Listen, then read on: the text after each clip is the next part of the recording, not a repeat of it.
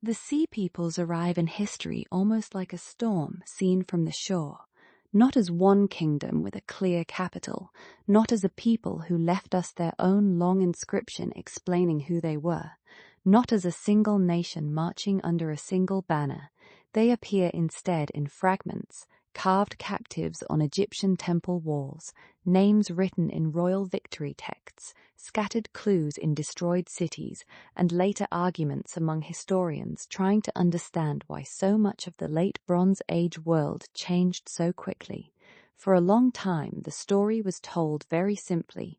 Around 1200 BCE, a mysterious wave of sea-borne invaders swept across the eastern Mediterranean. They destroyed the Hittite Empire, attacked Syria and Canaan, threatened Egypt, and helped bring the Bronze Age to an end. It is a dramatic story. It is also too clean. The more careful version begins with a warning. The phrase Sea Peoples is modern. It was popularized in 19th century scholarship, especially through the work of the Egyptologist Gaston Maspero, as scholars tried to connect several names found in Egyptian inscriptions. The people behind those names were real enough to be feared, fought, hired, settled, remembered, and carved into stone, but the label can make them seem more unified than the evidence allows. The principal surviving source is Egyptian. That matters. Egyptian royal inscriptions were not written as balanced reports for later historians. They were monuments of kingship. They celebrated order over chaos, Pharaoh over foreign threat, Egypt over the dangerous edges of the world. They preserve valuable names and events, but they also speak in the language of royal triumph. One of the earliest key moments comes in the reign of Merneptah, near the end of the 13th century BCE, around 1207 BCE. In his fifth regnal year, Egyptian texts describe a conflict involving Libyans and several foreign groups whose names are often transcribed as Sherden or Shardana, Shekelesh, Lukka, Teresh, and Ekwesh. Some of these names have tempted scholars toward identifications. The Lukka with people of western Anatolia, the Ekwesh with Aegean connections, the Sherden with Sardinia, the Shekelesh with Sicily, but every identification must be handled gently. Similar sounds are not the same as proof. Ancient ethnic names move through foreign ears, scribal systems, political propaganda, and centuries of interpretation. A generation later, in the reign of Ramesses III, the Sea Peoples become more famous. At Medinet Habu, the king's mortuary temple near Thebes, reliefs and inscriptions describe great battles in his 8th year, often dated around 1177 BCE. The text says that no land could stand before the invaders. It lists ruined or threatened places, and it describes a coalition moving by land and sea. Among the names appear groups such as the Peleset, Cheka, Denyen, Weshesh, Shekelesh, and Sherden. The temple walls show ships, warriors, ox carts, women and children, helmets, feathered headdresses, Egyptian archers, and defeated captives. The images are powerful. They have shaped more than a century of imagination, but they are not photographs. They are royal art. They tell us how Ramesses wanted the struggle remembered. Still, something was happening. The eastern Mediterranean of the late Bronze Age was not a collection of isolated worlds. It was a connected system. Egypt exchanged letters and gifts with kings of Hatti, Babylonia, Assyria, Cyprus, and the Levant. Tin, copper, grain, timber, horses, textiles, luxury goods, diplomats, craftsmen, merchants, mercenaries, and royal brides moved across land and sea. Mycenaean palaces in Greece were linked to wider trade and prestige networks. Coastal cities such as Ugarit stood in the path of communication between inland empires and maritime routes. Cyprus was central for copper. The Hittite Empire dominated much of Anatolia and northern Syria. Egypt remained wealthy and powerful, but even Egypt was not outside the system.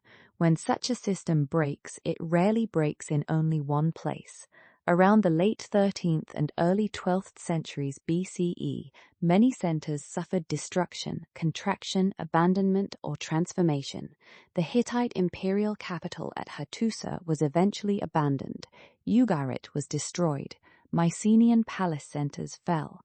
Trade patterns shifted, writing systems disappeared in some regions.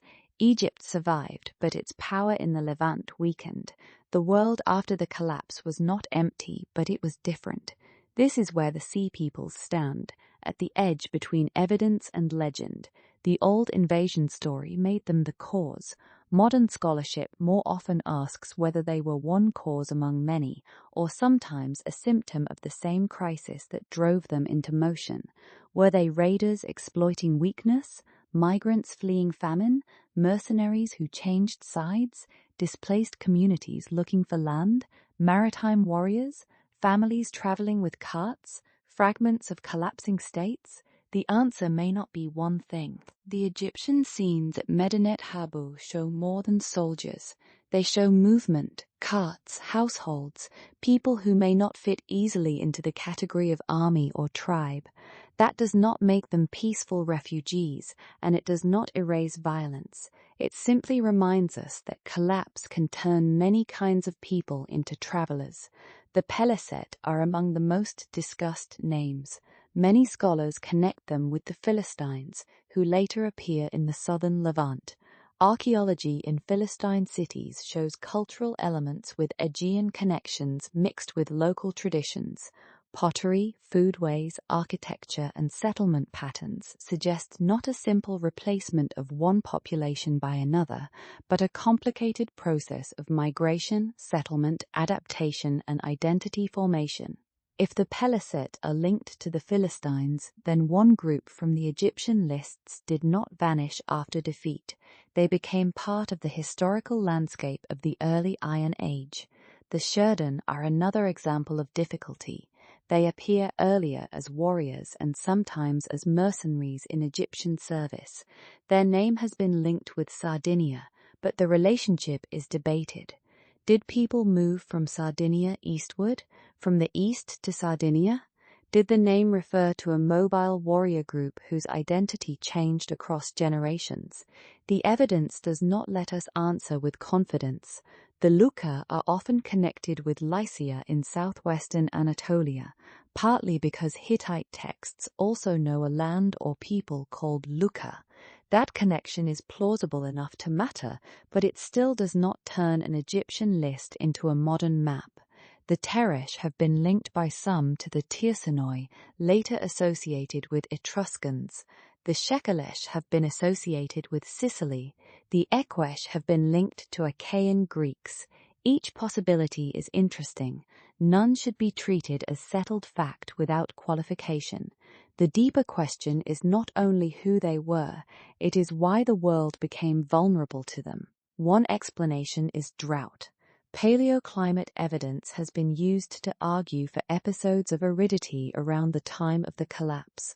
Drought could weaken harvests, drive food shortages, strain palace redistribution systems, and push populations into movement.